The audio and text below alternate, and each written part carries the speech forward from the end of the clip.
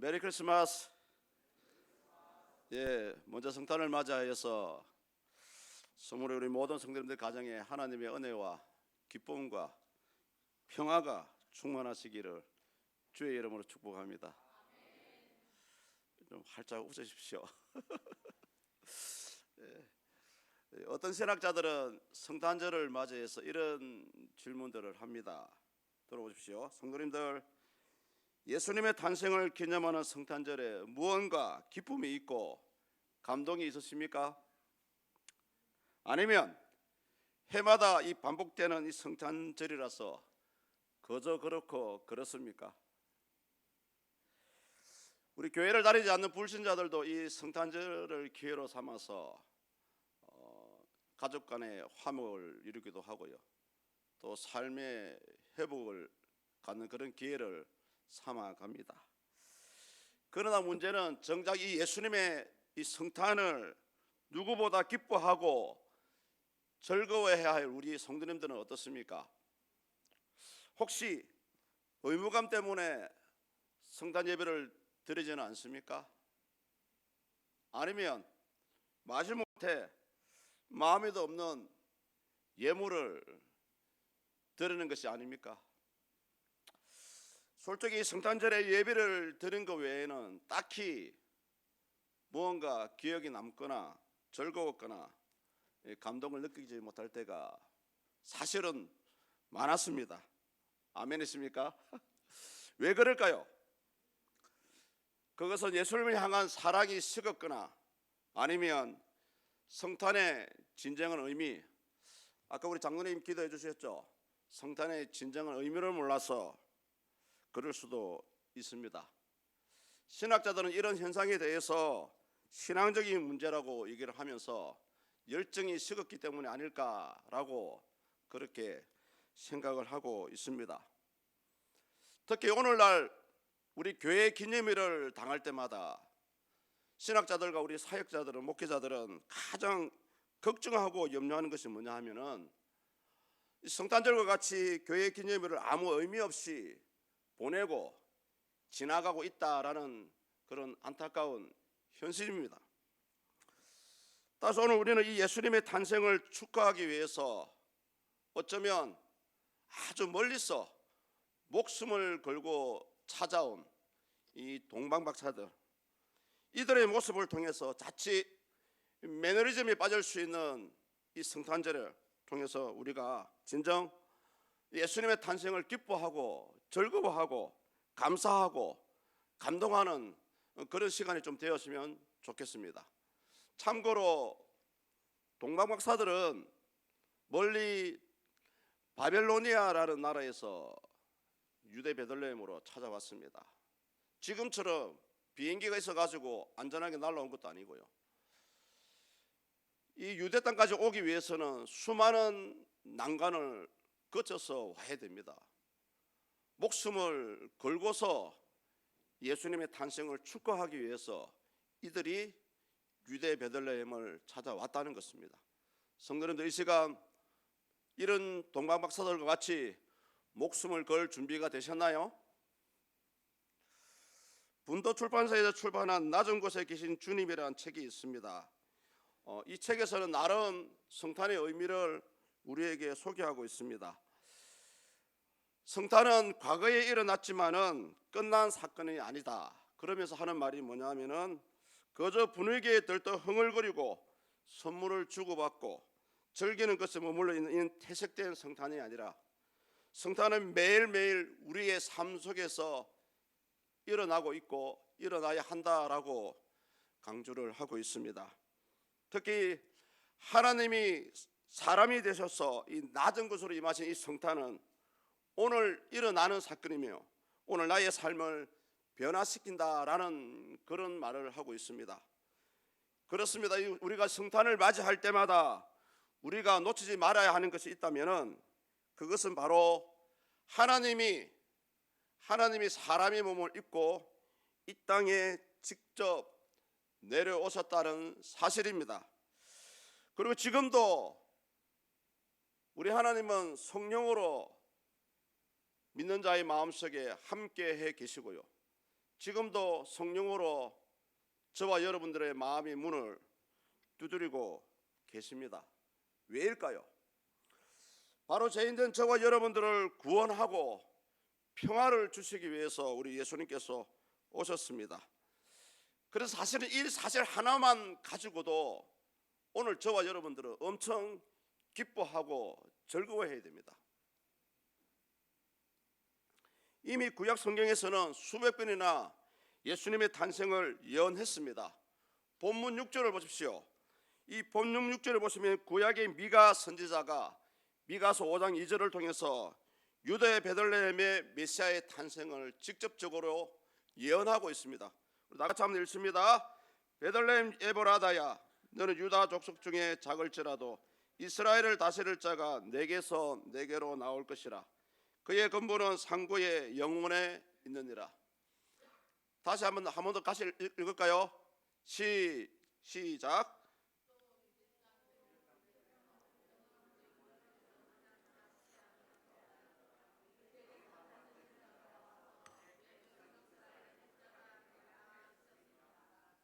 아멘. 예. 이 예언대로 예수님은 2000년 전에 당시 유대 땅 베들레헴의 헤롯 왕 때에 베들레헴에 태어나셨습니다. 근데 문제는 뭐냐면은 동방 박사들이 이 예루살렘을 방문했을 때에 헤롯을 비롯해서 온 예루살렘이 걷잡을 수 없는 그런 소동이 벌어졌습니다. 소동이 일어났고요. 본문에 나오지 않지만 이 사건 때문에 예수님을 제외한 2살 아래의 모든 아기들이 죽음을 당하게 되는 그런 비극적인 사건도 일어났습니다. 당시 분위기를 본문 3절을 보시면 우리에게 잘 보여주고 있죠. 헤롯 왕과 온 예루살렘이 듣고 소동한지라. 이 소동했다는 이 말 속에는 이 소식을 들었던 헤롯 왕을 물론이고 모든 예루살렘에 거주하는 사람들이 발칵 뒤집어졌다라고 표현을 할 수가 있습니다. 특히 당시 권력에 대해서 굉장히 애착을 가진 사람이 바로 이 헤롯 왕이었습니다. 그는 이것을 예수님의 탄생을 심각한 도전으로 받아들였습니다. 이 사람은 사실은 유대인 출신이 아닙니다. 에돔 족속이고 이방인이었습니다. 그런 사람이 이스라엘을 다스린다는 자체가 굉장히 이 사람은 정치적으로 수완이 대단한 사람이었고요. 심지어는 나의 정치적인 정적이라고 생각되어지는 사람이라면 사랑하는 가족들까지 무참히 죽였던 사람입니다. 이 사람이 손으로 자신의 사랑하는 아내도 죽여버렸고요. 이 헤롯 왕은 자신의 아들들조차도 정적으로 여기고 다 죽였던 사람입니다. 어쨌든 이 동방 바벨로니아 지역에서 온 박사들은 아기 예수님을 만나기 위해 머나먼 길을 찾아왔습니다. 오늘 우리는 이런 동방 박사들의 모습들을 통해서 다시 한번 이 성탄의 기쁨을, 이 성탄의 감동을 회복할 수 있는 그런 시간이 되었으면 좋겠습니다. 가장 먼저 이 성탄의 감동을 회복하기 위해서는 동방 박사들을 보십시오. 동방 박사들과 같은 경배를 들을 수 있어야 합니다. 그 내용이 본문 2절에 나오죠. 다 같이 한번 읽습니다. 유대인의 왕으로 나신 이가 어디 계시냐? 우리가 동방에서 그의 배를 보고 그에게 경배하러 왔노라 하니. 성도들 잘 보십시오. 오늘 이 자리에 왜 모였습니까? 잠자러 오셨습니까? 점심 먹으러 오셨어요? 오늘 저와 여러분들이 오늘 이 자리에 오신 그 이유를 잊지 말아야 합니다. 우리 모두는 오늘 주일이지만 예수님의 성탄을 기념하고 축하하기 위해서 모였습니다. 그렇다면 이 자리에 초대된 사실 하나만으로도 저와 여러분들 이 시간 기뻐하며 심지어 춤을 춰야 합니다. 그렇지 않습니까? 왜냐고요? 예수님께서 이 땅에 오셨기 때문에 저와 여러분들에게 영생이 주어졌습니다. 동방 박사들은 2절에서 예수님을 어떻게 인정하고 있습니까? 이 본문에 등장하는 동방박사들은 이방인들입니다. 사실은 하나님을 믿는 사람들이 아니었어요. 그런데도 아기 예수님을 뭐라고 얘기하냐면 유대인의 왕이라고 인정을 하고 있습니다. 성도님도 한번 여쭤보겠습니다. 여러분들이 믿는 하나님, 여러분들이 믿는 예수님 왕으로서 인정을 하십니까?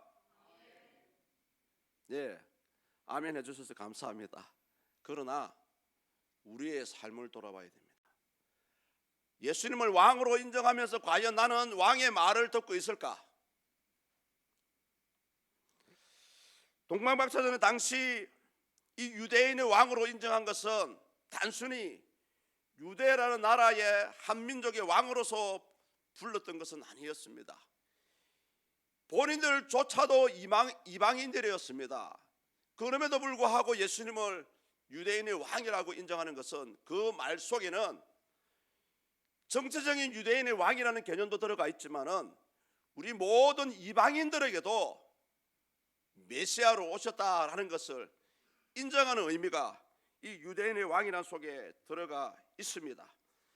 이 동방박사들이 아기 예수님을 찾아오게 된 동기는 자기들이 임의로 온 것이 아닙니다. 성경에 나와 있지 않습니까? 예수님의 큰 별을 보고 유대 베들레헴으로 따라왔다라고 얘기하고 있습니다. 성경에는 이 큰 별이 무엇인지 설명을 하지 않습니다. 그런데 우리가 잘 알고 있는 17세기 천문학자인 케플러 이후로 지금도 많은 사람들이 과연 그 큰 별이 무엇이었느냐라고 연구를 하고 있다라고 합니다. 사실은 지금도 정확하게 예수님의 그 큰 별이 무엇인지는 알지 못해요. 다만 추측을 합니다. 어떤 학자들은 태양계 내에 있었던 토성과 목성이 만나면서 큰 불빛이 났다라고 추측을 하기도 하고요. 어떤 사람들은 BC 12년과 11년 사이에 예루살렘에 어떤 큰 혜성이 하나 지나갔다고 합니다. 우리가 잘 알고 있는 헨리 혜성입니다. 그 헨리 혜성이 지나가면서 동방박사들의 눈에는 큰 별로 보였다라고 생각을 하기도 하고요. 또 어떤 학자들은 어떤 별이 분전을 하면서 마치 빛을 발하는 초신성과 같은 그런 현상을 나타내었기 때문에, 또 어떤 학자들은 하나님의 특별한 방식으로 이들 동방박사들에게 큰 별이 보이게 했다라고 추측을 하기도 합니다. 어찌되었든 이 동방박사들은 아주 큰 별을 보고 유대 베들레헴으로 찾아오게 되었습니다. 특히 2절 끝부분을 한번 보십시오. 이 사람들이 이 유대 땅에 온 목적이 무엇입니까? 경배하러 왔습니다. 경배하러 왔습니다. 이 경배하다는 단어는 헬라어로 프로스케네오라는 그런 단어를 사용합니다. 이 의미 속에는 신에게 신을 존경하고 공경한다는 의미로 그분의 손에 입을 맞춘다는 그런 의미를 가지고 있고요. 아울러서 신에게 믿음을 고백하는 행동으로 머리를 쪼아리고요, 심지어 무릎을 꿇고 이마가 땅에 닿을 정도로 엎드리는 것을 경배한다라고 얘기합니다. 오늘날로 쉽게 얘기하면 예배한다는 말씀으로 우리가 볼 수가 있죠. 당시 동방박사들이 유대 땅을 찾아온 것은 단순히 아기 예수님을 공경하기 위해서 찾아온 것은 아니었습니다. 진정 그분을 메시아로 인정하고 그분을 유대인의 왕으로 인정하고 그분을 신으로 인정하는 그런 경배와 예배를 드리러 왔다는 사실입니다. 오늘날 우리가 잘 쓰고 있는 워십이라는 단어가 있죠. 워십. 사실은 이 워십 속에도 오직 찬양을 받으실 분은 하나님뿐이다. 오직 우리의 메시아 되시는 예수님만 찬양한다는 그런 의미가 숨어가 있습니다. 성도님도 오늘 이 성탄절을 맞이해서 작년처럼 또는 그 전처럼 아무 의미 없이 이 성탄을 보내실 것입니까? 오늘 성탄의 감동을 누리고자 원하신다면 우리는 제3자로서가 아니고요, 예배의 방관자로서 이 자리에 계시면 안 됩니다.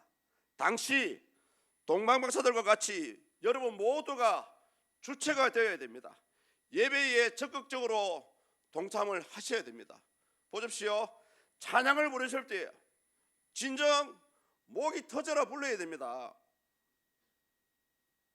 어떤 분들은 찬양할 때 입술도 움직이지도 않아요. 장로님이 대표로 기도하실 때도 마찬가지입니다. 마치 내가 온 마음을 다해서 기도하는 것처럼, 마치 나의 기도처럼 그런 기도에 집중을 하셔야 됩니다. 그리고 이 설교자의 입을 통해서 선포되는 하나님의 말씀에 귀를 기울여 보십시오. 찬송하고 기도하고 이 말씀에 귀를 기울이실 때에, 그때에 진정 오늘 성탄의 기쁨을 하나님께서 저와 여러분에게 주실 줄 믿습니다. 그리고 성탄의 감동을 회복하기 위해서는 다시 한번 동방박사들의 모습을 살펴볼 필요가 있습니다. 이들은 하나님의 예언의 말씀을 신뢰했습니다. 우리 믿는 성도가 하나님의 말씀을 의지하는 것만큼 더 중요한 것은 없다라고 생각이 되어집니다. 본문 5절과 6절을 함께 읽어보겠습니다. 이르되 유대 베들레헴이오니 이는 선지자로 이렇게 기록된 바, 또 유대 땅 베들레헴아 너는 유대 고을 중에서 가장 작지 아니하도다. 내게서 한 다스리는 자가 나와서 내 백성 이스라엘의 목자가 되리라 하였음이니라. 아멘. 여러분, 당시 대제사장들과 서기관들을 보십시오. 그들은 예수님이 유대 베들레헴에 태어날 것이라는 사실을 기존에 가지고 있던 기록들, 구약 성경을 의미합니다. 기록들을 통해서 알고 있었습니다. 그러나 정작 이들은 그런 해박한 성경 지식을 가지고 있음에도 불구하고 아기 예수님을 맞이할 생각조차도 없었습니다. 오히려 헤롯 왕에게 붙어서 아기 예수님을 위협하려는 나쁘게 사용이 되고 있는 그런 모습을 우리 본문을 통해서 볼 수가 있습니다. 오히려 예수님을 죽이려는 일에 동조하고 있었습니다. 방금 읽었던 6절에 보십시오. 미가서 5장 2절의 말씀인데요, 예수님이 태어나기 전에 무려 시기적으로 800년 전에 예언되었던 예언의 말씀입니다. 그리고 여러분, 구약 성경을 읽어보십시오. 예수님이 이 땅에 태어날 것이라고 예언된 구절이, 예언된 횟수가 무려 300횟수를 넘어갑니다. 가장 빨리 나와 있기는 창세기 3장 15절에 나오는 원시 복음이죠. 그런데 이들 예언을 잘 읽어보시면은 이런 내용이 나와요. 다윗의 씨로 이 땅에 태어날 것이다 라고 말씀하십니다. 오늘 예수님께서 이 땅에 태어났었는데요, 그 예언된 말씀대로 우리 예수님은 다윗의 후손으로, 그것도 유대 베들레헴에 탄생을 하셨습니다. 무엇보다 당시 동방박사들도 이 예언된 기록들을 알고 있었습니다. 중요한 것은 뭐냐면은 이들의 행동과 또 대제사장들과 서기관들의 행동을 한번 생각을 해 보십시오. 이들은 예언된 기록을 신뢰했기 때문에 먼 동방나라 바벨로니아에서 유대 베들레헴으로 목숨을 걸고 주님을 찾아올 수가 있었습니다. 이어서 6절 끝부분을 보십시오. 내 백성 이스라엘의 목자가 되리라는 말씀이 나오죠. 사실은 이 부분은 마태가 추가로 붙였던 내용인데요, 미가서 5장 2절에 예언되었던 내용이 아닙니다. 이 부분은 어디에 나오냐면 사무엘하 5장 2절에 보시면은 하나님께서 다윗에게 주신 그런 내용입니다. 제가 한번 읽어드려 보겠습니다. 사무엘하 5장 2절입니다. 전에 고 사울이 우리의 왕이 되었을 때에도 이스라엘을 거느려 출입하게 하신 분은 왕이시였고 여호와께서도 왕에게 말씀하시기를 내가 내 백성 이스라엘의 목자가 되며, 나오죠. 내가 내 백성 이스라엘의 목자가 되며 내가 이스라엘의 주권자가 되리라 하셨나이다 하니라. 아멘. 이스라엘 목자는 1차적으로 다윗을 가리키는 왕 말입니다. 아울러 여러분, 다윗의 고향이 어딘지 아십니까? 다윗 역시 유대 베들레헴에서 태어났어요. 참고로 그래서 이 미가 선지자가 미가서 5장 2절을 인용을 할 때에 이 예수님을 이스라엘의 목자로 이미지화해서 예수님께 적용시키고 있는 그런 말씀입니다. 따라서 오늘 우리가 이 예언의 말씀을 대할 때 보십시오. 여러분, 창세기부터 요한계시록까지 모두가 예언된 말씀들입니다. 물론 그 속에는 유대 이스라엘 사람들의 역사가 숨어 있지만은 어쩌면 여기에 계신 여러분도 마찬가지입니다. 믿음이 있고 믿음이 없고를 떠나서 많은 사람들이 예언된 말씀이 성경을 읽습니다. 또 지식적으로 알고 있습니다. 또 연구하기도 합니다. 그러나 문제는 무엇입니까? 과연 오늘 동방박사들과 같이 이 예언의 말씀을 어디까지 믿고 신뢰하고 있느냐 하는 것입니다. 성도님들은 하나님의 말씀을 어디까지 신뢰하십니까?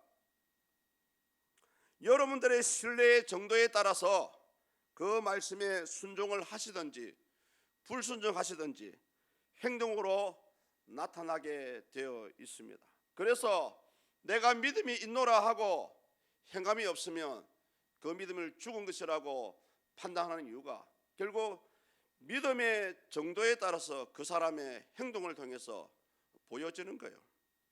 마지막입니다. 성탄의 감동을 회복하기 위해서는 동방박사들과 같이 아기 예수님을 왕으로 인정해드리는 예물을 드려야 합니다. 오해하지 마십시오. 제가 설명을 드릴게요. 본문 우리 11절을 다 같이 읽습니다. 집에 들어가 아기와 그의 어머니 마리아가 함께 있는 것을 보고 엎드려 아기께 경배하고 보배합을 열어 황금과 유황과 모략을 예물로 드리니라. 아멘. 여기서 중요한 것은 뭐냐면은 동방박사들이 이 세 가지 예물을 드린 이유입니다. 그것은 뭐냐? 예수님을 유대인의 왕으로 메시아로 인정한다는 뜻으로 예물을 드렸던 것입니다. 다들 아시는 내용이지만은 모르시는 분들을 위해서 제가 한번 설명을 드려보겠습니다. 황금은 예수님의 왕권을 상징합니다. 예수님은 이 땅에 온 세상을 다스리는 왕으로 오셨습니다. 역사가 세네카는 이런 말을 합니다. 당시 팔레스타인에는 이런 말이 전해지고 있다. 황금을 가지지 않고는 왕을 만날 생각을 하지 말라. 이런 말을 하고 있습니다. 그리고 유황은 신께 드리는 제사 용도로 사용되는데요, 예수님의 신성을 상징합니다. 과거 제사장이 성전에서 제사를 드릴 때마다 절대적으로 이 유황이 필요로 했고요, 특히 제사 종류 중에 소제를 드릴 때에는 반드시 이 유황이 사용이 되어야 됩니다. 마지막 모략입니다. 시체에 발라 이 방부제로 사용하죠. 예수님의 순환과 죽음을 상징하고 있습니다. 다른 말로 하면 예수님이 우리를 위해서 메시아로서 죽을 것임을 보여주는 그런 예물이 바로 이 모략입니다. 이렇게 제가 예물을 강조하는 이유가 있습니다. 그것은 마음이 담긴 선물이라면 주기에 즐거워해야 되고요, 받아서 필요한 것이어야 합니다. 그리고 무엇보다 상대방의 수준에 맞는 예물을 드릴 필요가 있습니다. 그렇기 때문에 우리가 이 성탄을 맞이하여 드리는 우리 성도님들의 예물 속에는 금액이 많고 적고의 문제가 아닙니다. 반드시 예수님을 나의 왕으로 인정한다는 이 믿음의 고백이 담겨져 있어야 한다는 것입니다. 사랑하는 성도님들, 올해도 우리가 이 한 해가 지나가는 이 마지막 길목에서 어김없이 성탄절을 맞이하고 있습니다. 하나의 절기로 성탄절을 지난다면 저와 여러분들에게는 아무 의미가 없습니다. 아무 감동도 없습니다. 진정 예수님께서, 하나님께서 우리 인간과 같은 이 이 육신을 입고 나를 살리시기 위해서 이 땅에 오셨구나라는 것을 인정할 때만이 우리는 다시 한번 이 성탄의 기쁨을 누려갈 수 있다라고 생각이 되어집니다. 따라서 우리가 오늘만큼은 저와 여러분들이 동방박사가 되어서 진정 예수님께 황금과 유황과 모래과 같은 예물을 드렸으면 좋겠습니다. 특히 오늘 말씀대로 한번 정리해 볼게요. 성탄하신 예수님을 경배함으로 진정 그분을 나의 왕으로 인정하는 마음으로 함께 예배를 드리고요. 무엇보다 창세기부터 요한계시록까지 예언된 이 모든 말씀을 신뢰하고 한 점 의심 없이 믿고 의지했으면 좋겠습니다. 또 그 말씀대로 살아가기를 위해서 좀 몸부림쳤으면 좋겠어요. 그리고 예수님을 왕으로 인정하는 저와 여러분들의 고백이 담긴 그런 예물을 드렸으면 좋겠습니다. 우리 성경 말씀에도 그런 말씀이 있지 않습니까?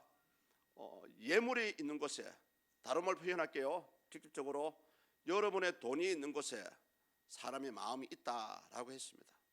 과연 우리가 하나님께 예배할 때에 또는 예물을 드릴 때 과연 그 속에 여러분의 마음이 담겨져 있을까요?